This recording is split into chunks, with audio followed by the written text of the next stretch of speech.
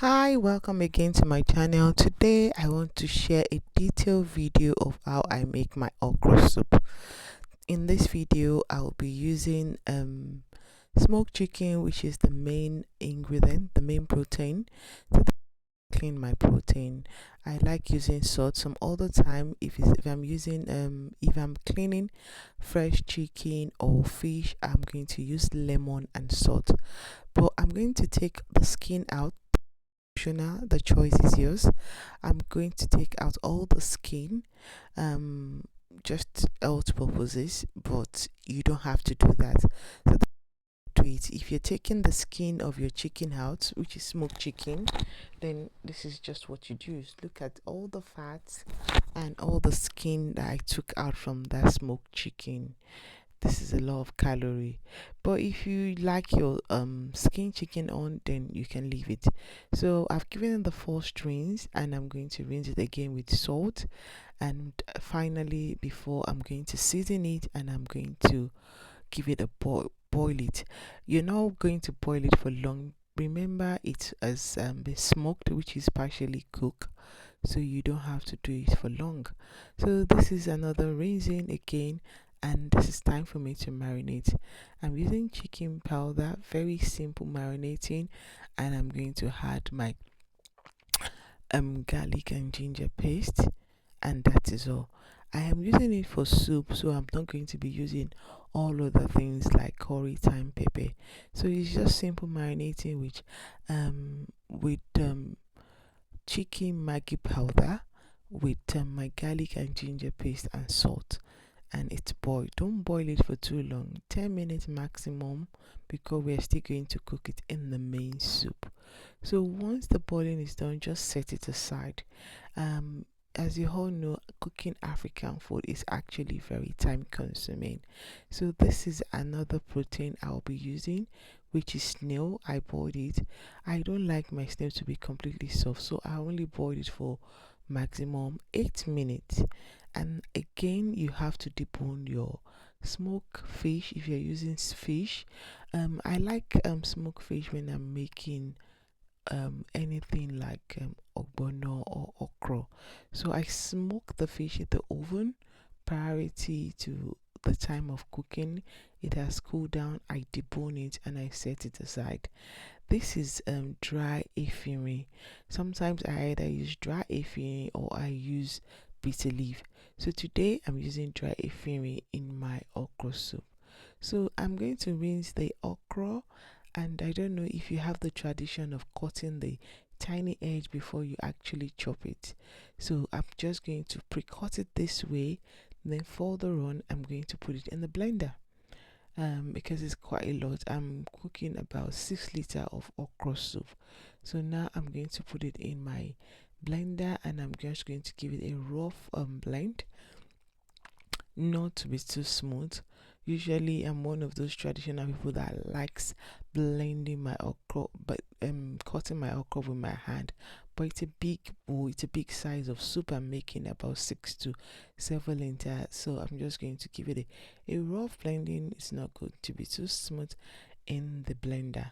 And this is done again. Another, you set this aside. So once that is done, the protein, again back to it the other time. So now it's the scotch bonnet, which we call rodo. The botanic name is scotch bonnet. My scotch bonnet, chop your scotch bonnet. I added Cameroon pepper, dry Cameroon pepper. Sorry, I didn't video that. Locust beans is another key ingredient which you have to put. That is if you're from the Yoruba part of Nigeria. In cooking things, I'm a Yoruba person, so it's a key ingredient when you're making okra from this side of Nigeria where I am from. Then palm oil, uh, just a bit of palm oil, depending on how much oil you like to consume. Put your palm oil, put your crayfish, a very good amount of crayfish. You cover it, let it boil, like cook for like 5-10 minutes. put another set of crayfish. This is the old crayfish. The first crayfish I used was the blended one. You know those tiny crayfish. And my pomo has been cleaned. Priority to this time. Clean your pomo. Once your pomo is clean, cover it again and let it cook. Then put back the protein again. Now you have to put the protein back.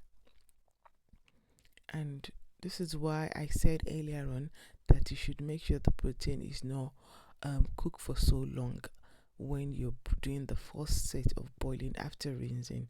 So I put the crayfish, every other protein, my pomo, and I'm adding additional dry pepper. I like a different texture of pepper. They give it different taste.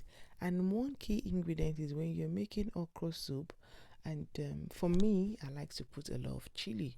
So I use Cameroon pepper, I use scotch bonnet, which is the fresh one, and I use dry pepper, which is atagugu, we call it. And this is the ephemera leaf, which I soaked from the beginning. Remember, I soak it, put it. I'm not going to put everything at the go. Then it's going to just infuse a very beautiful taste to it. Then stir it together and cover it. In all, then you put this. Remember, the first base of the sauce is very, very important. Once the first base of your sauce tastes good, believe me, the okra is going to taste very, very nice. So at this point, I poured my okra, and I've turned the heat into a very medium level, and I'm going to cook slowly till the sauce incorporates into the okra, the vegetable. I do not cover my okra or when I'm making, what is it called, ogbono. Once I put in the vegetable, I don't cover it.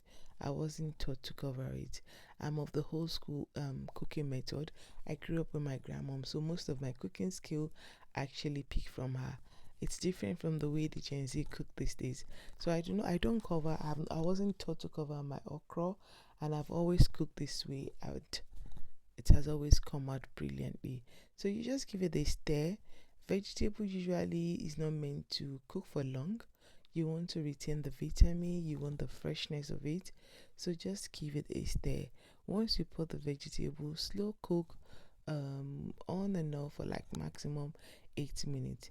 The remaining of the stockfish that I didn't put because I don't want I want it to be in a hole. I just pour it and stir again.